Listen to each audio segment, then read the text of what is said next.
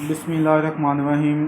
Students, उम्मीद करता हूँ कि आप सब खैरियत से होंगे।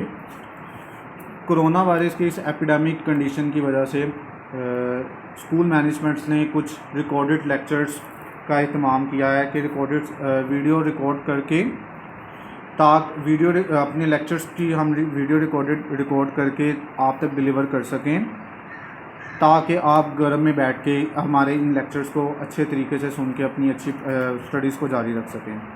तो क्लास 10 जिस तरह से क्लास 9 के स्टूडेंट जिस तरह से प्रमोट होके क्लास 10th में आ चुके हैं, तो क्लास 10th में अब वो अपनी क्लास 10th की स्टडीज़ को कंटिन्यू करेंगे। तो मैं मैथमेटिक्स को डील कर रहा हूँ। तो मैथमेटिक्स से रिलेटेड हमारा पहला चैप्टर क्वाड्रेटिक इक्वेशन का है। तो सबसे पहले क्वाड्रेटिक इक्वेशन के बारे में मैं कुछ इस तरह से बताऊंगा, कुछ इसका इंट्रोडक्शन दूंगा कि हमारे पास क्वाड्रेटिक इक्वेशन कितनी तरह की होती है। तो हमारे पास आपको पता होना चाहिए क्वाड्रेटिक इक्वेशन हमारे पास दो तरह की होती है, एक होती है स्टैंडर्ड फॉर्म और एक होती है pure quadratic equation. Standard form क्या होती है?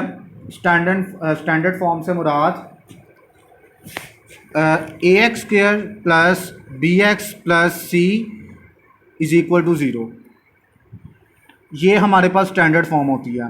और अगर देखा जाए कि स्टैंडर्ड फॉर्म का मतलब क्या है, यानी कि क्वाड्रेटिक इक्वेशन का मतलब क्या है, तो हम क्वाड्रेटिक इक्वेशन को हम कुछ इस तरह से कह सकते हैं, if variable has occur power of 2, यानी कि हमारी वेरिएबल की ज़्यादा से ज़्यादा पावर क्या हो सकती है? 2 हो सकती है। क्या हो सकती है? 2 हो सकती है। यहाँ पे स्टूडेंट्स कंफ्यूज हो जाते हैं कि सर हमें पता नहीं लग रहा क्वाड्रेटिक इक्वेशन होती क्या है, तो हमें कैसे पता लगेगा कि क्वाड्रेटिक इक्वेशन होती क्या है? तो मैंने आप लोगों को क्या बताया है कि मैंने अभी इंट्रो दे रहा हूँ उसके बारे में। मैंने आपको बताया कि if variable has occur power of 2, यानी कि वेरिएबल की पावर दो से ज़्यादा नहीं हो सकती, सिर्फ 2 ही होती है, तो वो क्या होती है? क्वाड्रेटिक इक्वेशन होती है। तो यानी कि क्वाड्रेटिक इक्वेशन होती है, यानी कि स्टैंडर्ड फॉर्म हमारे पास, मैंने आप लोगों को बताया है क्वाड्रेटिक इक्वेशन की दो फॉर्म्स होती हैं, एक होती है स्टैंडर्ड फॉर्म और एक होती है प्योर क्वाड्रेटिक इक्वेशन। तो स्टैंडर्ड फॉर्म में जिस तरह से मैंने आपको बताया स्टैंडर्ड फॉर्म किस तरह की होती है, ax square plus bx plus c।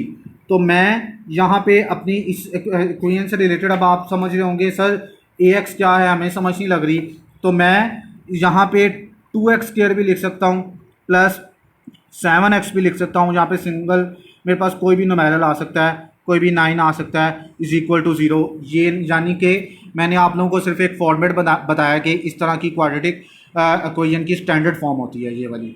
तो उसके बाद हम उसकी दूसरी टाइप पर चलते हैं, pure quadratic equation. Pure quadratic equation में हमारे पास क्या होता है? b 0 होता है, यानी कि ax square plus c is equal to 0, यानी कि इसमें b की वैल्यू नहीं होती। b की वैल्यू यहाँ पे क्या होगी? 0 होगी। क्या होगी? b की वैल्यू 0 होगी। तो b की वैल्यू 0 कैसे होगी?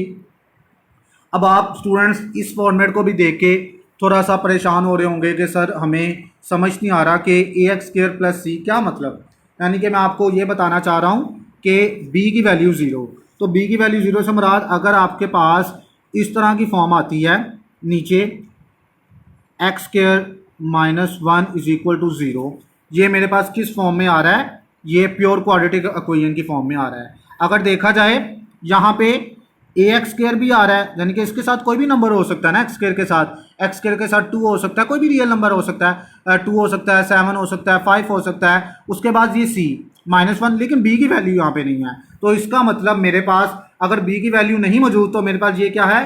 प्योर क्वाड्रेटिक इक्वेशन है। तो लिहाजा प्योर क्वाड्रेटिक हमने डिस्कस कर लिया कि हमारे पास कितनी तरह की क्वाड्रेटिक इक्वेशन होती है। मैंने आपको बताया हमारे पास दो तरह की क्वाड्रेटिक इक्वेशन होती है, एक होता है उसका स्टैंडर्ड फॉर्म और एक होता है pure quadratic equation. Standard form इस तरह से है और प्योर क्वाड्रेटिक इक्वेशन मेरे पास कुछ इस तरह से है।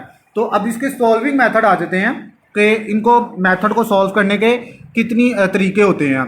तो सबसे पहले हमारे पास जो मेथड आता है वो आता है फैक्टराइजेशन का मेथड आता है। 10th क्लास के स्टूडेंट ने फैक्टराइजेशन के मेथड को 9th क्लास में भी पढ़ा होगा। फैक्टराइजेशन का मेथड को हम मिड टर्म ब्रेकिंग भी कहते हैं। क्या कहते हैं? मिड टर्म ब्रेकिंग भी कहते हैं। तो हमारा फैक्टराइजेशन का मेथड हुआ एक सॉल्विंग करने का। उसके बाद कंप्लीटिंग स्क्वायर, उसके बाद क्या है कंप्लीटिंग स्क्वायर, उसके बाद क्वाड्रेटिक फार्मूला।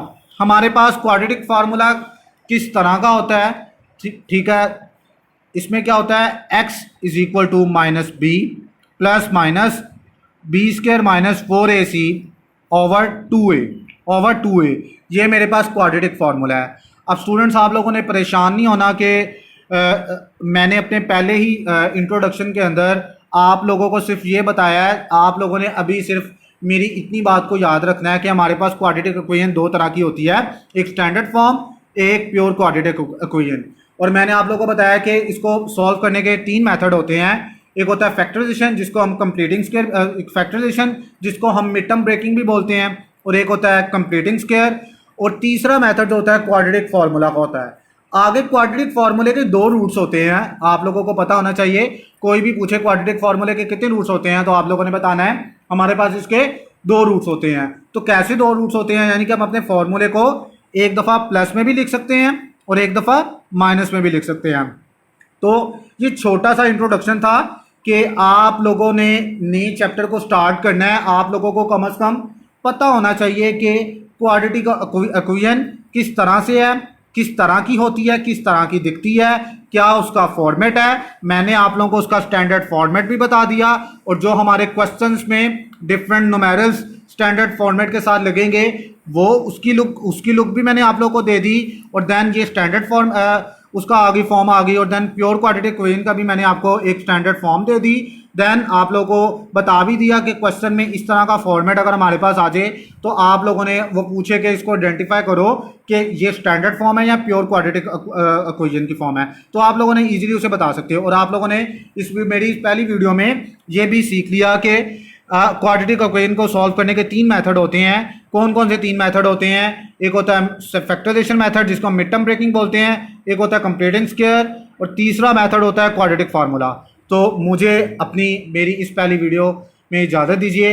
उम्मीद करता हूं कि 10th क्लास के स्टूडेंट्स को उम्मीद करता हूं बड़े अच्छे तरीके से मेरा ये छोटा सा इंट्रोडक्शन समझ आ चुका होगा। तो अपनी नेक्स्ट वीडियो में मैं एक्सरसाइज नंबर 1.1 को स्टार्ट लूँगा। तो मुझे इजाज़त दीजिए, अल्लाह हाफिज़।